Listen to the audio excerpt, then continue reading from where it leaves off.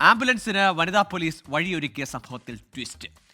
ആംബുലൻസിൽ രോഗി ഉണ്ടായിരുന്നില്ലെന്ന് മോട്ടോർ വാഹന വകുപ്പിന്റെ അന്വേഷണത്തിൽ കണ്ടെത്തി. ഡ്രൈവറെയും ആംബുലൻസും RTO കസ്റ്റഡിയിലെടുത്തു. വനിതാ പോലീസ് ഉദ്യോഗസ്ഥ അപർണ ആംബുലൻസിന് വഴിയൊരുക്കിയ വീഡിയോ സോഷ്യൽ മീഡിയയിൽ വൈറലായിരുന്നു.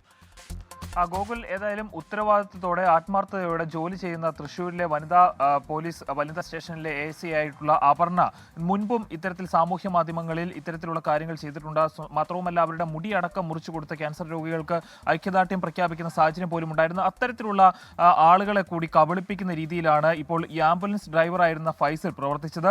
രോഗി ഇല്ലാതിരുന്നിട്ട് കൂടി ആംബുലൻസിന്റെ സൈറനിട്ട് ഇദ്ദേഹം തിരക്കിലൂടെ പോകുമ്പോൾ ഗതാഗത കുരുക്കുണ്ടായിട്ടും ആ ഗതാഗത കുരുക്ക് ഓടി നടന്ന് നീക്കം ചെയ്യുന്ന അപർണയുടെ വീഡിയോ സാമൂഹ്യ മാധ്യമങ്ങളിൽ ആകെ വൈറലായതായിരുന്നു. അതിലാണ് ഇപ്പോൾ സംശയം തോന്നി മരത്താക്കര MVDയുടെ നേതൃത്വത്തിലുള്ള ഒരു അന്വേഷണം നടത്തിയത്. ഈ MVA ആയിട്ടുള്ള PV ബിജുവിന്റെ നേതൃത്വത്തിലുള്ള അന്വേഷണത്തിലാണ് ഈ ആംബുലൻസിൽ രോഗി ഉണ്ടായിരുന്നില്ല, ഇദ്ദേഹം ഈ ആംബുലൻസ് ഓടിച്ചിരുന്ന ഡ്രൈവർ ആ പോലീസ് ഉദ്യോഗസ്ഥരെ കബളിപ്പിക്കുകയായിരുന്നു എന്നൊരു വിവരം അറിയാൻ സാധിച്ചത്. തുടർന്ന് ഈ ആംബുലൻസിനെയും ഡ്രൈവറെയും MVA പിടിച്ചെടുക്കുകയും തുടർന്ന് ഇവർക്ക് എതിരെ പിഴ ചുമത്തുന്ന സാഹചര്യവുമാണ് ഉണ്ടായിട്ടുള്ളത്. ഏതായാലും ഇത്തരത്തിൽ ആംബുലൻസുകൾ ചീറിപ്പായുമ്പോൾ നമ്മളെല്ലാവരും വഴിമാറി കൊടുക്കാറുണ്ട്, വാഹനങ്ങൾ വഴിമാറി കൊടുക്കാറുണ്ട്. പക്ഷെ അവർക്കെല്ലാം ഇത്തരത്തിലുള്ള ഈ കള്ള നാണയങ്ങൾ ചെയ്യുന്ന പ്രവൃത്തി ഒരു തലവേദനയാവുകയാണ്. ഗൂഗിൾ